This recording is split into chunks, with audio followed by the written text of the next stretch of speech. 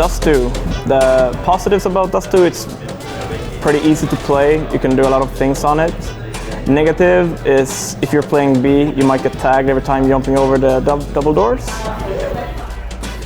If you want to get better on Dust 2, I'd suggest that you learn some good flashes and smokes. I feel it's a map where if you have some pop flashes, or if you have a good pop flash out middle door, for example, or pop flash B if you just want to explode B.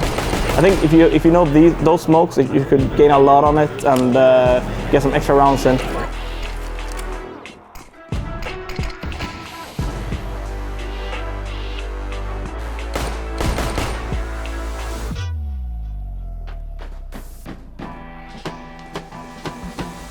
For a player that's being killed every time he goes long doors, I would suggest using a flashbang so you don't get spotted every time. And remember, like, it's respawn based. If you have the best spawn, you can make it through unless the T also have it. So as for a flashbang for a teammate, communication is key. Overpass is a big map. You can do a lot of things on it, and it's pretty friendly for both taking aim duels and to execute with a tactic.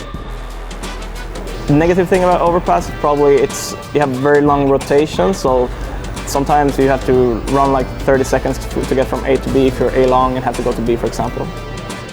If you're a casual CS player and you want to get better on Overpass, I would suggest that you learn some Molotovs. You can take, for example, B short control. There's a Molotov which you can throw from outside T-spawn that lands on B short. Throw a grenade, so throw a flashbang over B, and here comes the train again. You have to okay, wait, the train's passing by.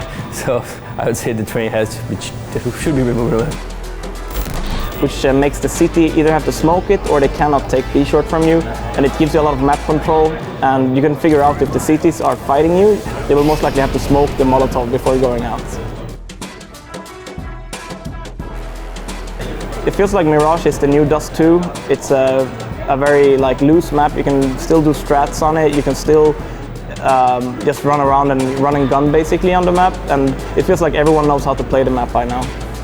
The negative thing about Dust 2 is probably that it might be too puggy at some points. If you're playing it on like matchmaking or Faceit or ESEA, whatever, you can just maybe people running through and just like with a flashbang just kill you.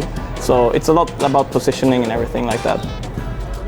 If you want to get better on Mirage, I would suggest as well that you have some pre-fire angles. You know kind of what height the player models are, if you're coming up A slope, if you're you know where to aim basically, know the most used spots basically, because there's so many spots. If you run up on B site and A site, there's so many spots where the players can hide. So if you have an idea on where the cities like to play by watching either a pro game or just playing the map more, you'll have a lot easier time coming up both.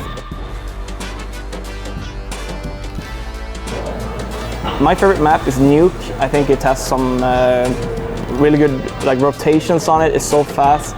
You can do so much on T side. You can fake going down. They don't know if it's all the team down or just one guy down. And I don't know, I just like the inner bomb site. It's also good. I think one of the most underrated maps in CS.